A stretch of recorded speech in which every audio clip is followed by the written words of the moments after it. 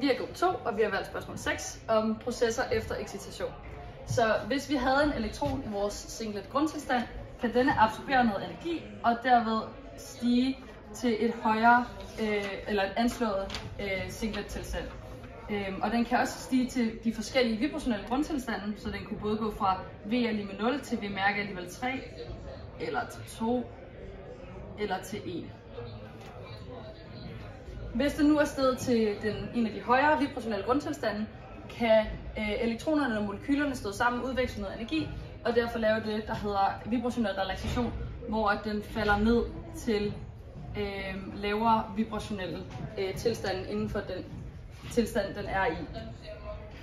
Derefter kan det som fluorescens udsende lys og falde fra vibrationelle grundtilstande ned til en af de her vibrationelle tilstand i vores grundtilstand. Hvis man så kigger på, hvordan det vil se ud på et spektrum, hvor vi har frekvensen langs x-aksen, så vil vi kunne se peaks fra de forskellige elektroniske overgange, hvor den her overgang for eksempel vil være overgangen fra V er lige med 0 til V mærke er lige med 0. Således. Og de andre vil så svare til de andre pile.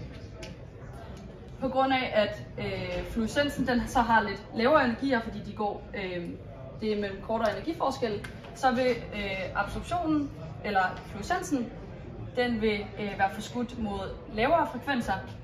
Og vi kan se, at der er en af de her peaks, der så vil være den samme, fordi vi har både en absorption fra V lige med 0 til V mærke lige med 0, og en fluorescens fra V mærke lige med 0 til V lige med 0. Så det vil se sådan her ud. Wow. Og så ser nogenlunde ens ud derfra. Vi kan også have et andet eksempel på, at hvis vi antager, at vi har et molekyle, hvor vi igen har elektronen her i en singlet grundtilstand, så kan den blive exciteret til en anden singlet tilstand. Vi har kaldt den S2 her, hvor den så igen kan lave det her vibrationelle relaxation længere ned. Og hvis der så er en anden singlet tilstand, vi har tegnet ind herovre, vi kalder S1, så kan der ske det, der hedder international conversion, hvor den her elektron strålingsfrit kan blive flyttet over til den her anden tilstand. Sådan her. Hvor den så også herover kan lave vibrationel relaxation. Og hvor den så til sidst igen kan falde ned til vores grundtilstand, som fluorescens ligesom var det, Silla talte om. Vi har også et andet eksempel på det, der hedder interstitial crossing, og vi kan igen have sådan en singlet tilstand i grundniveauet, hvor vi exciterer vores elektron til en anden singlet tilstand, hvor den måske også igen vil lave det her vibrationel relaxation. Og så er en anden tilstand, vi har tegnet en triplet tilstand herover, så kan den jo egentlig også lave en overgang til vores triplet tilstand.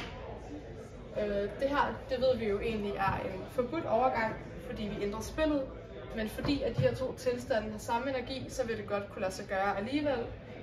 Men det betyder så, at når vores elektron skal herfra triplet-tilstanden ned til vores singlet grundtilstand, så kan den gøre det igen. Men fordi det her så nu også er en forbudt overgang, så sker det her væsentligt langsommere end fluorescens, og det betyder, at vi kan se den her overgang meget længere, og det kaldes fosforescens.